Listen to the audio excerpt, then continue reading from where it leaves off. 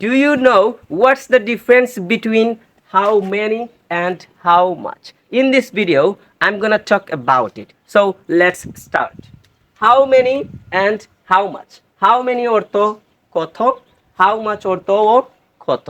But ডিফারেন্সটা হলো how many use হয় কাউন্টেবল নাউনের ক্ষেত্রে, আর হাউ মাচ ইউজ হয় আনকাউন্টেবল নাউনের ক্ষেত্রে। এখন কত হলো কাউন্টেবল নাউন এবং আনকাউন্টেবল নাউনটা কি?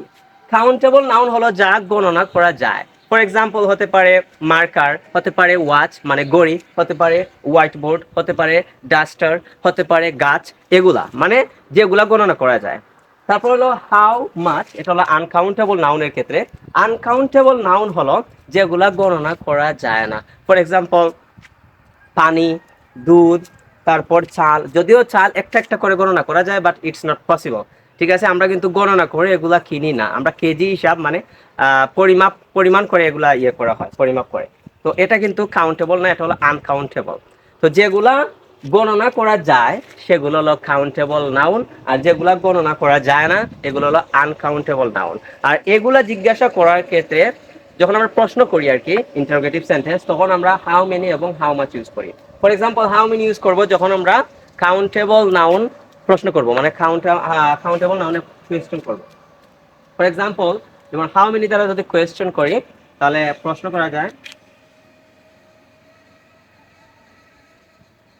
how how many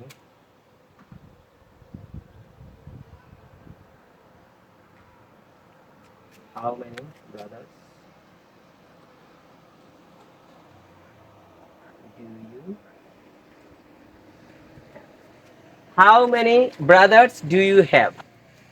তাহলে এখানে ব্রাদার্স মানে ভাই, এটা কিন্তু গণনা করা যায়, সেক্ষেত্রে এটা হলো। তারপর আরো বলা যায় যে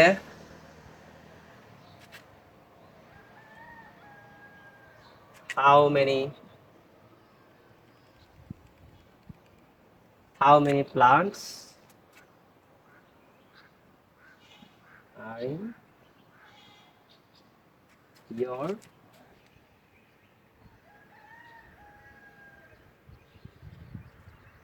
garden. How many plants are in your garden. তাহলে প্লান্টস মানে চারা, এটাও কিন্তু গণনা করা যায়। তাহলে যেগুলো গণনা করা যায় মানে কাউন্টেবল নাউন, সেক্ষেত্রে আমরা হাউ মেনি দ্বারা কোয়েশ্চেন করব। অথবা আরো প্রশ্ন করা যায় how many brothers do you have, এটা তো বললাম যে how many fans do you have, how many apples do you want to buy, এরকম করে। অর্থাৎ যেগুলো গণনা করা যায় সেক্ষেত্রে আমরা হাউ মেনি ইউজ করব। তারপর হলো হাউ মাচ। হাউ মাচ তো বললাম আনকাউন্টেবল নাউনের ক্ষেত্রে। যেমন বলা যেতে পারে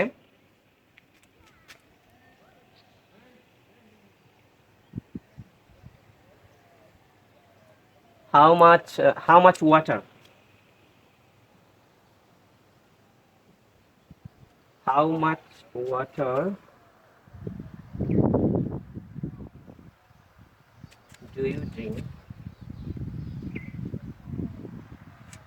how much water do you drink, আরো লম্বা করে বলা যায় in a day, how much water do you drink in a day। এখানে কিন্তু ওয়াটার, এই ওয়াটারটা কিন্তু আনকাউন্টেবল নাউন, সেক্ষেত্রে আমরা হাউ মাচ ইউজ করছি। তারপর আরো বলা যায়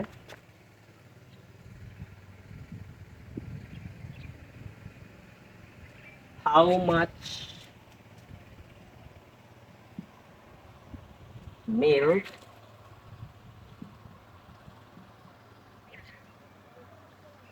is in the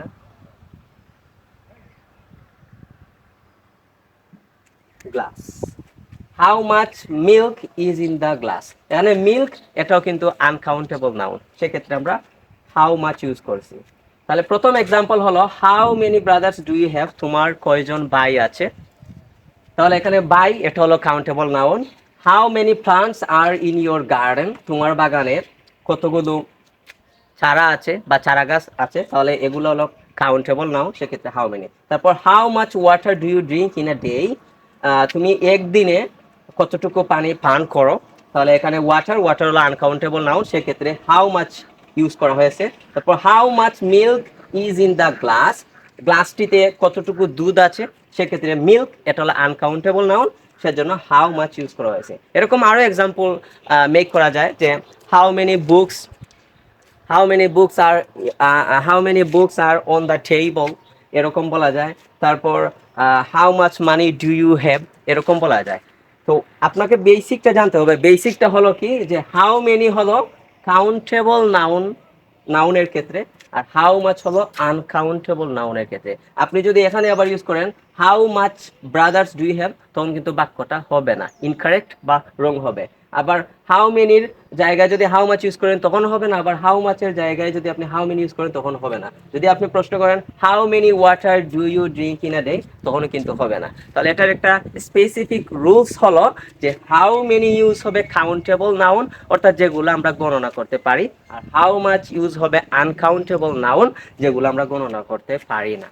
তো আজকের ক্লাসটা এতটুকুই ছিল, আশা করি আপনারা বুঝতে পারছেন। যদি কেউ কোনো কিছু না বুঝে থাকেন তাহলে অবশ্যই আমাকে জানাবেন, কমেন্ট করে অথবা মেসেজ করে জানাতে পারেন।